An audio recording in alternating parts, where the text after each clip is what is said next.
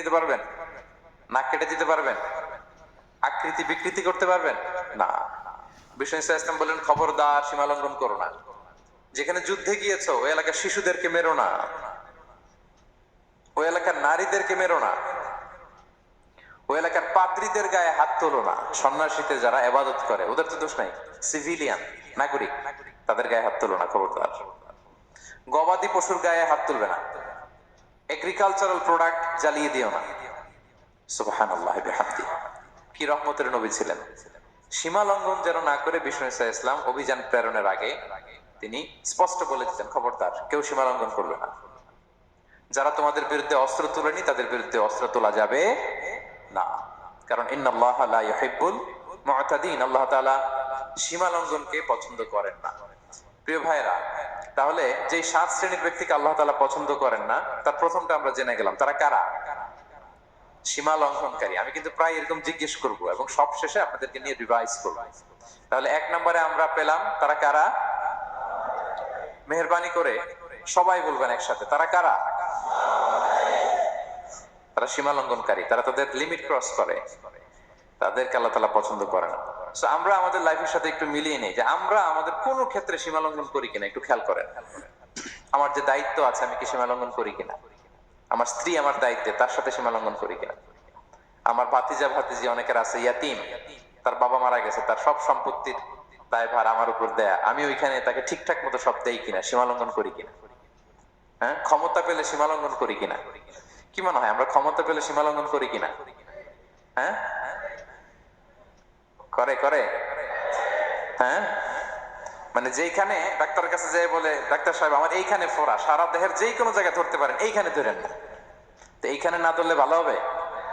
ফোড়া যেখানে, ট্রিটমেন্ট তো ওইখানে দিতে হবে, কি বলেন? রোগ যেখানে ওষুধও সীমা লঙ্ঘন। দায়িত্ব পেলে আমরা সীমা লঙ্ঘন করি। এমনকি আমরা যারা ইবাদত করি, অনেকে ইবাদতেও সীমা লঙ্ঘন করি।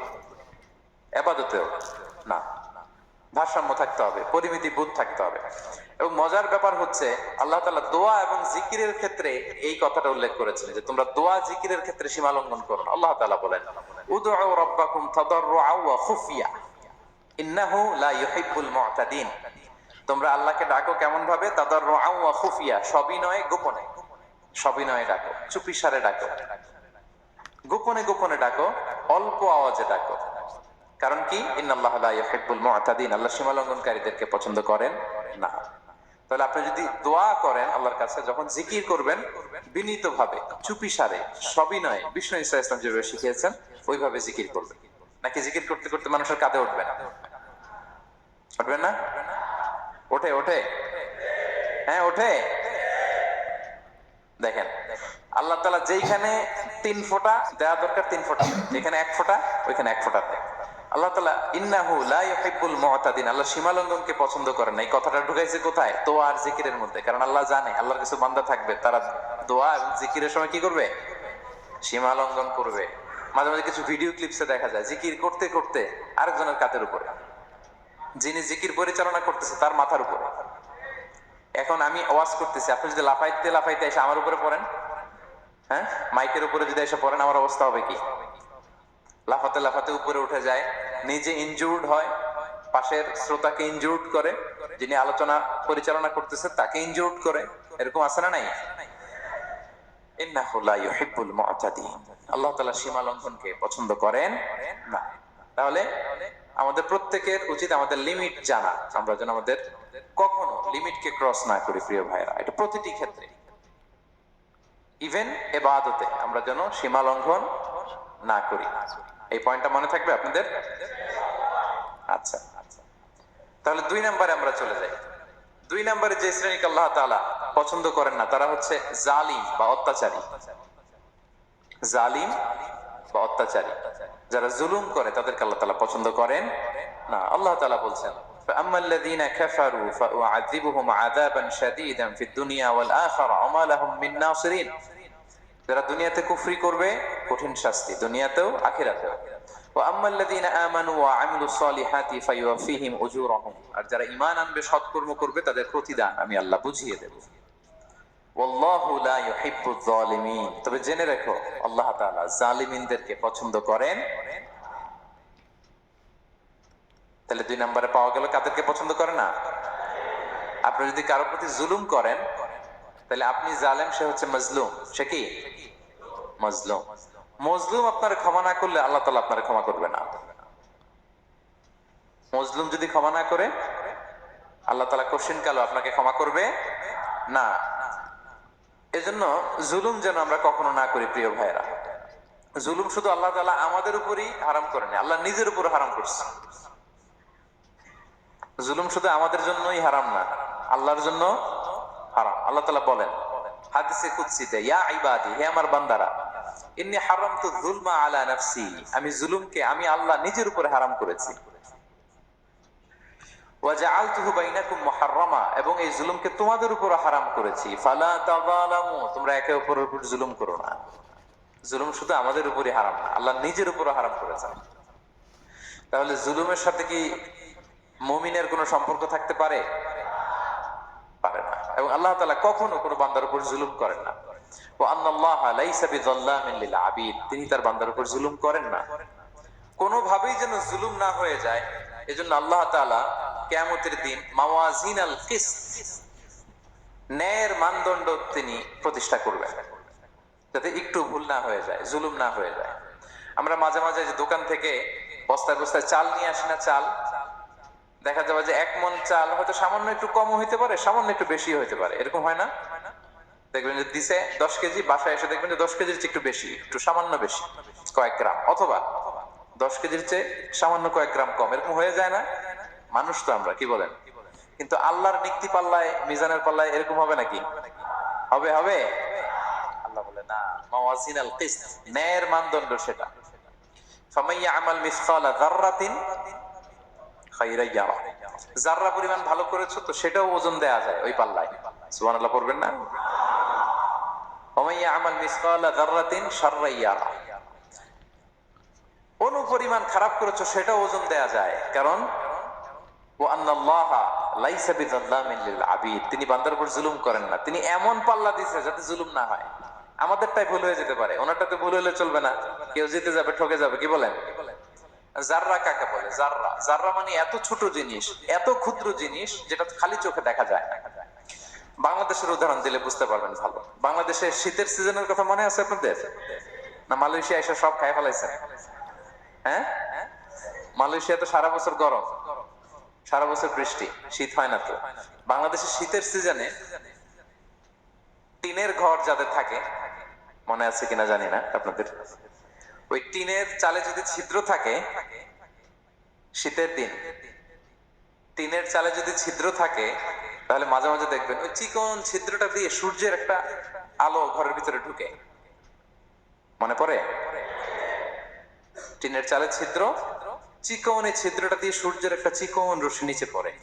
তো ওইটার কাছে গেলে দেখা যায় ওই আলোটার মধ্যে পাতলা কি কি যেন ধুলাবালি উঠতেছে। এটা আবার অন্য জায়গায় দেখা যায়, এমনি দেখা যায় না, কিন্তু ওইটার কাছে গেলে দেখা যায় এই আলোটা যেই বরাবর আসছে, এইখানে কিছু ক্ষুদ্র ছোট ধূলিকণা, ডাস্ট ঘুরে বেড়ায়। আল্লাহ বলে এইটার নাম হচ্ছে যাররা। ফামাইয়া আমাল মিসকালা যাররাতিন খায়রান ইয়ারা, এই ডাস্ট উড়ে বেড়ানো ছোট্ট ধূলিকণা যেটা খালি চোখে দেখা যায় না, এতটুকু ভালো যদি করো সেটাও সেই মিজানের পাল্লায় ওজন দেয়া যায়। এতটুকু খারাপও যদি করো সেটাও সেই মিজানের পাল্লায় ওজন দেয়া যায়। আল্লাহু আকবার। তিনি তার বান্দার উপর জুলুম করেন না।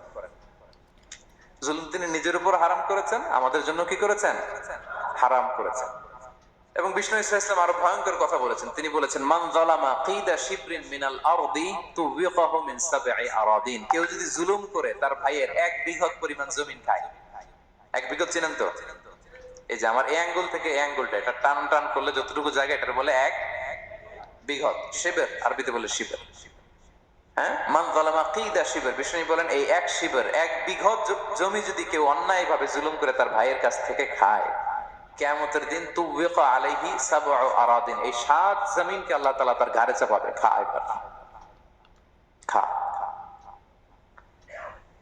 অন্যের জমি খাওয়ার এত শখ ছিল, এবার 7 জমিন ঘাড়ে কর। কিয়ামতের ময়দানে আপনার দেহটারে বিশাল আকৃতির করা হবে, এই 7 জমিনকে আপনার কাঁধে তুলে দেওয়া হবে। এজন্য আমরা অন্যের রাইটস, অধিকার যেন নষ্ট না করি, কারো উপর যেন জুলুম না করি, কোনোভাবেই না। আমরা নানাভাবে এই জুলুমটা করি। আমরা প্রায় দাদার সম্পত্তি থেকে ফুফুদেরকে বঞ্চিত করি, বাবার সম্পদ থেকে বোনদেরকে বঞ্চিত করি। হ্যাঁ, নিজের ভাই আরেক ভাইকে, আপন ভাই ভাইকে বঞ্চিত করে, জুলুম করে। এরকম দৃশ্যপট আমাদের সমাজে আছে না নাই বলেন তো? কিয়ামতের দিন আল্লাহর সুপ্রিম কোর্টের কাঠগড়ায় হিসেব দিতে হবে। আর এই জালিমদেরকে আল্লাহ তাআলা পছন্দ করেন না। এবং সবচেয়ে ভয়ঙ্কর ব্যাপার হচ্ছে, আপনি যখন কারোর উপর জুলুম করেন, ওই মাজলুম আর আল্লাহর মাঝখানে কোনো ফারাক থাকে না। আল্লাহ ওই ফারাকের পর্দা উঠায় নাই। বিষ্ণু বলেন, ইত্তাকি দাওয়াতাল মাজলুম, তোমরা মজলুমের বদদোয়াকে ভয় করো, খবরদার। কারণ ফাইন্না লাইসা বাইনাহা ওয়া বাইনাল্লাহি হিজাব, তার আর আল্লাহর মাঝে কোনো পর্দা থাকে না। দোয়া করলেই ওটা আরশে যেয়ে কবুল হয়ে যায়। আল্লাহ তাআলার চারিপাশে অনেক পর্দা আছে। কেউ কেউ বলে 70,000 নূরের পর্দা। 70,000টা সহিহ হাদিস দ্বারা সাব্যস্ত না, কিন্তু অসংখ্য অগণিত পর্দা, এবং পর্দাও এটা নূরের পর্দা। আচ্ছা বলেন তো, জানলা দিয়ে বাইরের আলো ঠেকাতে আমরা দেয়ালে জানালায় কি লাগাই? পর্দা লাগাই। পর্দাটা কিসের তৈরি? মোটা কাপড়ের, যাতে করে ওই আলো না আসে।